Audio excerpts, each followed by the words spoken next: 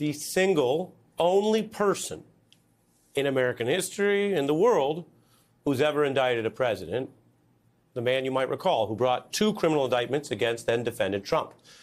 I am talking about someone we almost never hear from before, during, and after those cases. Former DOJ Special Counsel Jack Smith, the only federal prosecutor to indict a president.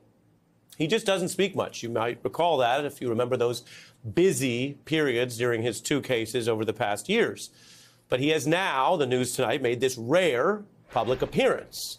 And it's with... Algunas decisiones judiciales no solo cambian el rumbo de un proceso, sino que exponen el punto exacto en el que las estrategias de postergación institucional dejan de ser aceptadas como norma. El 15 de diciembre, en una sala del Tribunal Federal de Washington, la jueza Tanya Chutkan ordenó al equipo jurídico de Donald Trump que presentara, en un plazo de 5 días, un inventario completo e individualizado de los documentos retenidos bajo alegaciones de privilegio. La orden, directa en su formulación y precisa en su exigencia, no solo interrumpió el flujo habitual de solicitudes de prórroga, sino que también impuso un nuevo parámetro de control sobre los fundamentos utilizados para evitar la entrega de material potencialmente probatorio. El episodio alteró significativamente el ritmo de tramitación del caso relacionado con los acontecimientos del 6 de enero y generó, en tiempo real, reacciones coordinadas dentro y fuera de la esfera procesal. El impacto de la medida no se limitó al contenido de la decisión, sino al patrón que rompió, el de la tolerancia institucional a las reiteradas estrategias de aplazamiento documental bajo fundamentos genéricos de confidencialidad. La instrucción judicial, aunque redactada en los términos técnicos esperados, fue interpretada por analistas experimentados como una clara señal de que la magistrada pasó a considerar los comportamientos procesales de la defensa incompatibles con los objetivos del rito penal federal. Lo que estaba en juego no era solo el acceso a los registros de comunicación interna entre asesores políticos y consultores jurídicos, sino el propio modelo de gestión del tiempo procesal adoptado por los acusados con poder de influencia.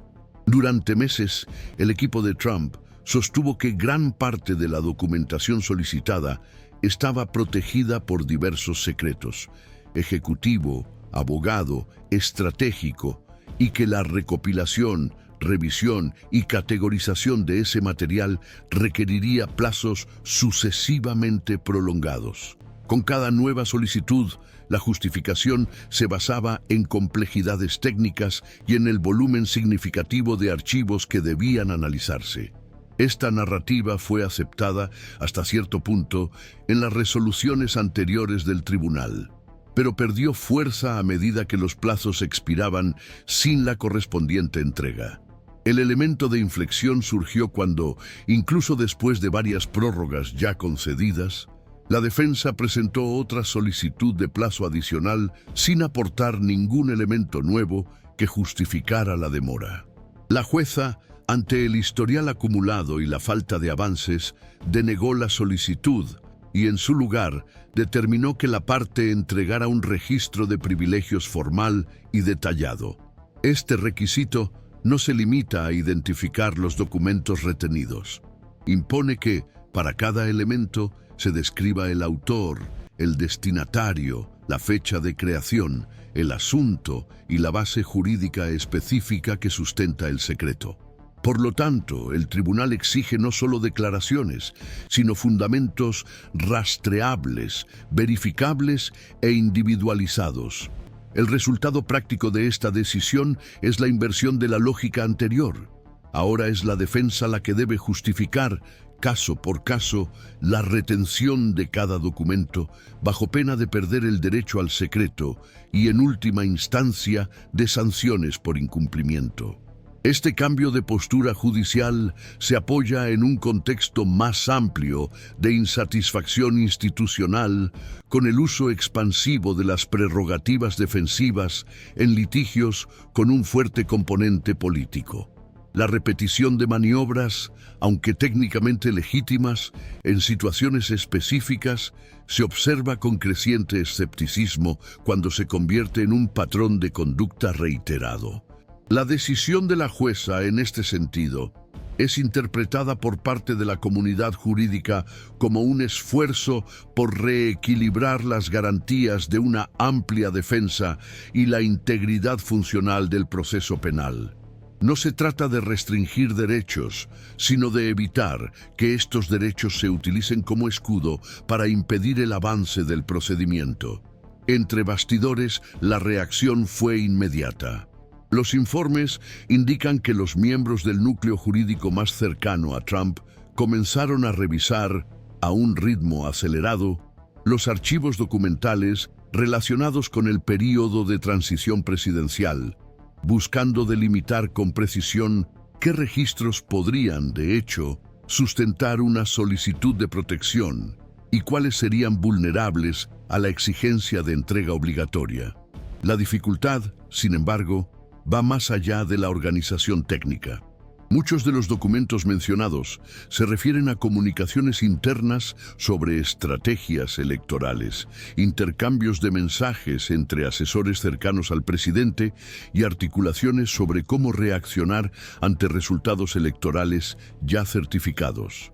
Estas comunicaciones, ahora bajo posible escrutinio judicial, tienen el potencial de afectar no solo la defensa formal en el proceso en curso, sino también la posición jurídica de terceros involucrados en las decisiones estratégicas de ese periodo. Aunque los detalles de la orden se han formalizado en el marco de un único proceso, las implicaciones se perciben como indicativas de un posible cambio en el comportamiento del Poder Judicial ante patrones defensivos que, hasta entonces, se habían tolerado en nombre de la complejidad de los casos. La imposición de plazos cortos, la exigencia de justificaciones individualizadas y el riesgo explícito de sanciones representan un nuevo escenario para los acusados que hasta ahora operaban con la expectativa de una continua dilatación de los plazos. Esta percepción ha tenido repercusión entre los analistas que siguen procesos paralelos en los que se ha observado la misma lógica de aplazamiento. El precedente no es solo jurídico, sino también conductual, y establece un marco que podrá tenerse en cuenta en futuras decisiones de otros tribunales federales.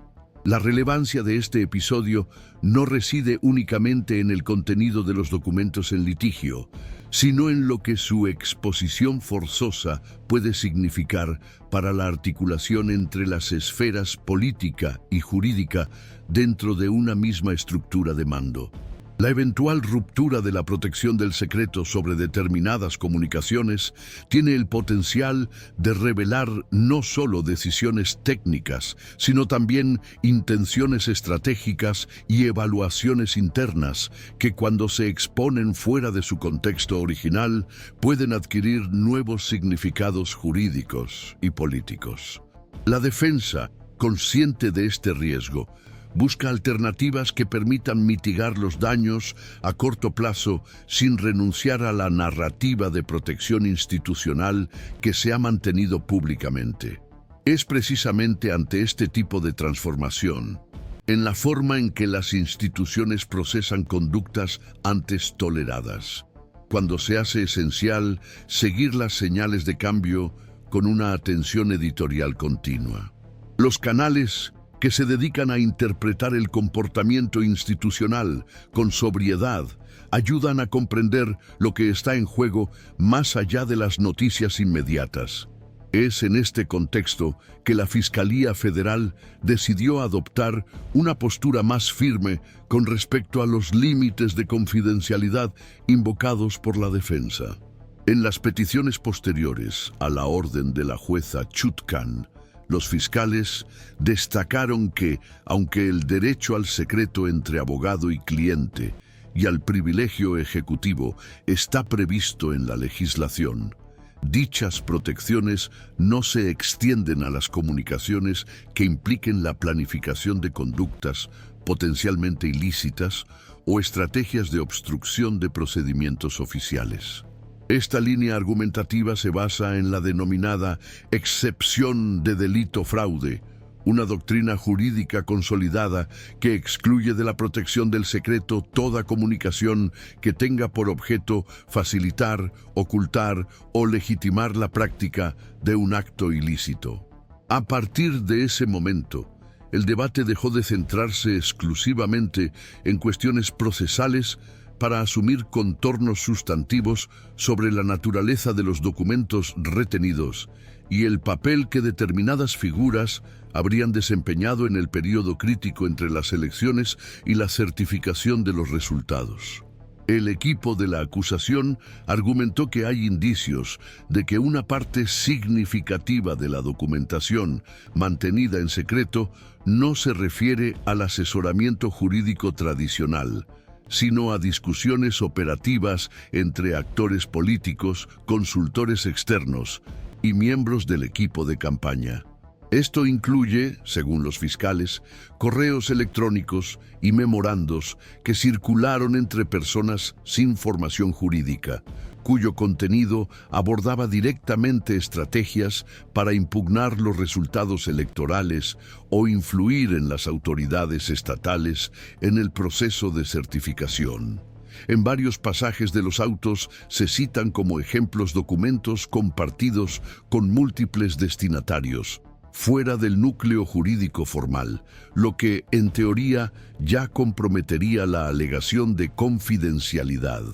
La insistencia de la defensa en clasificar dichos registros como privilegiados fue interpretada por la Fiscalía como parte de un intento deliberado de mantener fuera del alcance del tribunal materiales que podrían modificar sustancialmente la evaluación de los hechos. Esta convergencia ayuda a comprender por qué la decisión de la jueza Chutkan fue recibida con especial atención por otras instancias involucradas en procesos relacionados, incluyendo el Comité de Ética del Congreso, representantes del Departamento de Archivos Nacionales y miembros del sistema judicial militar que monitorean posibles desarrollos en esferas paralelas. Cada uno de estos actores opera con autonomía, pero comparten un interés institucional común en la preservación de los mecanismos de rendición de cuentas. La respuesta de la magistrada a la conducta de la defensa, por lo tanto, trasciende el caso individual al servir como indicativo del umbral de tolerancia institucional frente a estrategias que buscan socavar la transparencia documental en contextos de investigación criminal. No se trata de una coordinación formal entre organismos, sino de una sincronía de respuestas que surgen ante la recurrencia de patrones que desafían los límites operativos del sistema. Además, se produjo una movilización entre sectores de la abogacía pública y la academia jurídica para seguir los desarrollos del caso como estudio de campo sobre la eficacia de las garantías constitucionales en escenarios de alta tensión institucional. Varios centros de investigación en derecho constitucional iniciaron análisis comparativos sobre el uso del privilegio ejecutivo en democracias consolidadas, tomando el caso como punto de partida para reflexionar sobre los límites entre la protección institucional y la opacidad deliberada. Algunos de estos análisis señalan que la prolongación del uso estratégico de las protecciones legales sin una base técnica compatible puede corroer la legitimidad de los propios mecanismos que deberían garantizar el debido proceso. Este debate resuena en el interior de las instituciones y sugiere que, más allá del juicio de un presidente, se está llevando a cabo una evaluación más amplia sobre el papel de los ritos jurídicos en contextos de alta politización. La actuación de la jueza Chutkan, al imponer un plazo exiguo y condiciones técnicas rigurosas, rescató instrumentos poco utilizados del arsenal judicial, como el privilegio log con parámetros rígidos de descripción, que obliga a la defensa a exponerse técnicamente ante el propio sistema que intenta evitar. La exigencia de granularidad en la descripción de los documentos hace que cada alegación de confidencialidad se convierta en un acto público de responsabilidad argumentativa. Esto ejerce presión no solo sobre los abogados que firman los documentos, sino también sobre los posibles destinatarios y autores de los mismos, cuyos nombres y funciones pueden pasar a formar parte del registro público si se deniega el privilegio. El proceso, así, desplaza la discusión del campo de las alegaciones genéricas al terreno de las decisiones rastreables, en el que cada palabra escrita conlleva un riesgo jurídico. Esta reconfiguración de la lógica procesal también obligó al Ministerio Público a reorganizar su estrategia de análisis. Ante la perspectiva de que se liberen nuevos documentos por decisión judicial o por la fragilidad de las justificaciones presentadas, los fiscales iniciaron una selección paralela de materiales obtenidos por vías externas, como declaraciones, copias enviadas por terceros o registros públicos, con el objetivo de cruzar información e identificar inconsistencias. Esta medida tiene el potencial de generar nuevas solicitudes de presentación de pruebas, la reapertura de líneas de investigación y, eventualmente, la reclasificación de conductas inicialmente tratadas como administrativas o electorales. Cada documento divulgado o mal justificado puede, por lo tanto, tener efectos en cascada sobre el alcance del proceso y sobre los riesgos individuales que enfrentan los diferentes involucrados. En esta etapa ya se percibe una transición del enfoque exclusivo sobre la figura de Trump a una observación más amplia sobre su red de apoyo institucional. Figuras que antes se presentaban como consultores externos u operadores políticos, ahora tienen sus nombres asociados directamente a la cadena de producción documental en análisis.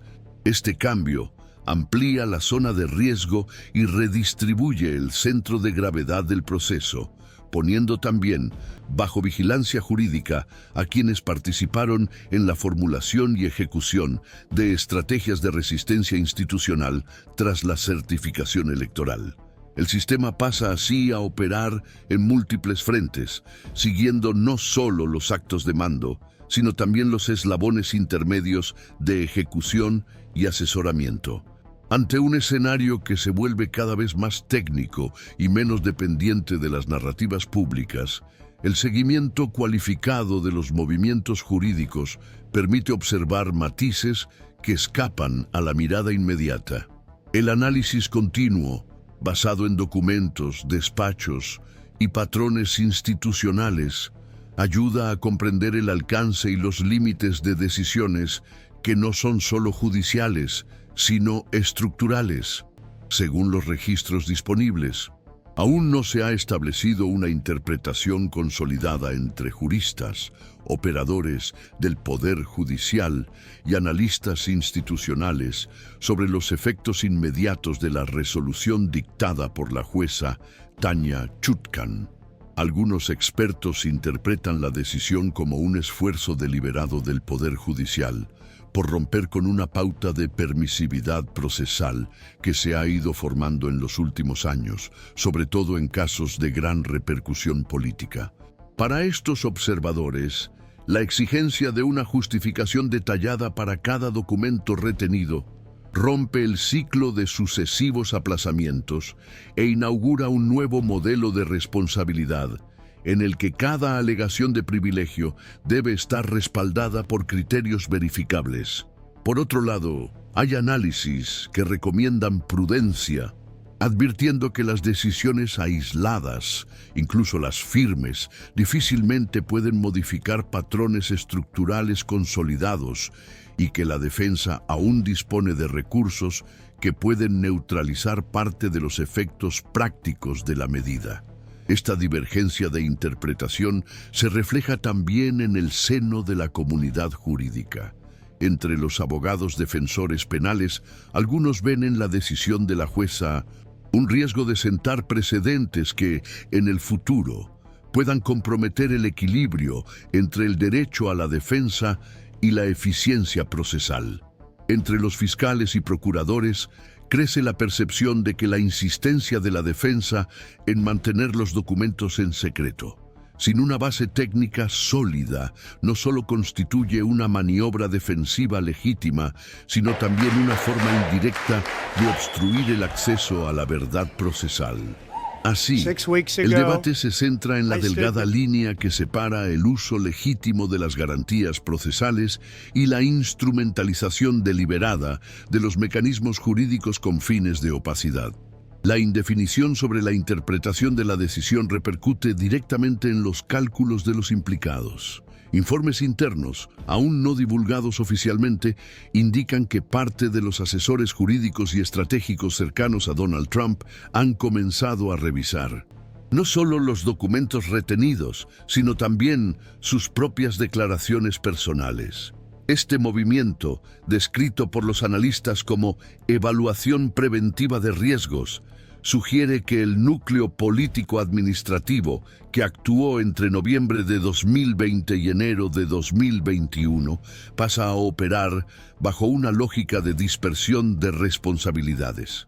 La anticipación de posibles conflictos entre intereses individuales y la narrativa colectiva de defensa es interpretada por los estudiosos del derecho penal como un indicio de que el proceso entra en una fase en la que el foco deja de ser exclusivamente el mando central y se extiende a los vectores intermedios de ejecución. Esta reconfiguración plantea nuevos dilemas al propio tribunal. Cada documento divulgado o cuya justificación sea rechazada amplía el alcance de los efectos que van más allá del caso principal. Existen registros de comunicaciones que, si se autentican y se admiten como prueba, pueden interpretarse no solo como estrategias electorales, sino como acciones con repercusiones directas en el funcionamiento de las instituciones. En este escenario, la justicia debe sopesar en tiempo real los límites entre la investigación penal y la estabilidad institucional. Hasta el momento, no hay consenso sobre qué documentos tienen elementos suficientes para una reclasificación jurídica o la apertura de nuevas líneas de investigación. Lo que se observa es que la decisión judicial generó un punto de inflexión en el que el ritmo y la dirección del proceso dejaron de estar bajo el control exclusivo de la defensa. Algunos constitucionalistas consultados por medios especializados señalaron que la situación remite a episodios anteriores de la historia jurídica de los Estados Unidos, en los que el Poder Judicial tuvo que reafirmar su autonomía frente a intensas presiones políticas. En los debates se mencionan referencias al caso Watergate y a la jurisprudencia derivada de las disputas entre poderes en los años 70. No como analogías directas, sino como advertencias sobre los riesgos de permitir que los litigios de interés público sean absorbidos por estrategias de desgaste procesal. Otros expertos, sin embargo, rechazan tales comparaciones, argumentando que el contexto actual implica múltiples procesos paralelos, fragmentación partidista y un entorno informativo que dificulta la formación de consensos sobre los hechos. En este escenario, el desafío no radica solo en la respuesta del Poder Judicial, sino en la capacidad institucional para lidiar simultáneamente con múltiples versiones concurrentes de la realidad. En este contexto fragmentado, crece la preocupación por los efectos colaterales de la decisión de Chutkan. Si la defensa opta por no entregar los documentos solicitados, el tribunal podrá imponer sanciones, pero también podrá perder el plazo para analizar el contenido antes del juicio. Si los documentos se entregan y contienen elementos comprometedores, será necesario decidir en plazos cortos cómo integrarlos a la prueba sin violar el derecho al contradictorio. Ninguna de las alternativas presenta soluciones sencillas, y la jurisprudencia disponible no ofrece modelos directos aplicables al grado de exposición y a la naturaleza política del acusado. La singularidad del caso exige que cada instancia actúe con precisión técnica, manteniendo una perspectiva institucional amplia. Paralelamente, aumenta el número de actores institucionales que siguen discretamente los acontecimientos. Los fiscales estatales, los miembros del Congreso y los agentes reguladores de los organismos federales monitorean las señales emitidas por la Corte, evaluando si el episodio podría influir en otras investigaciones en curso. Esto incluye investigaciones sobre financiamiento político, uso de estructuras gubernamentales con fines electorales y posibles omisiones en la protección de edificios públicos durante momentos críticos. Aunque ninguna de estas investigaciones depende exclusivamente de los documentos impugnados en el caso federal, la divulgación de material sensible puede acelerar o redirigir su curso. El efecto sistémico, aunque indirecto, es reconocido por los expertos en gobernanza institucional como uno de los elementos más delicados de la coyuntura actual. En este momento, cualquier proyección sobre el impacto final de la decisión de la jueza Chutkan sería precipitada. El sistema aún procesa los efectos en cadena provocados por la orden de 5 días. Lo que se observa es un desplazamiento de la narrativa. Lo que antes se trataba como una disputa entre la defensa y la acusación pasa a tener contornos de reorganización institucional, en la que múltiples actores evalúan los riesgos y los márgenes de actuación disponibles. La transición es lenta, técnica, y está marcada por zonas grises. Por lo tanto, el seguimiento continuo, atento a los matices y sin anticipar conclusiones, es esencial para comprender los acontecimientos en curso. Si hay interés en seguir cómo las decisiones técnicas se transforman en movimientos de efecto sistémico, este espacio editorial se mantiene comprometido a observar, registrar y analizar cada nueva señal con rigor y claridad.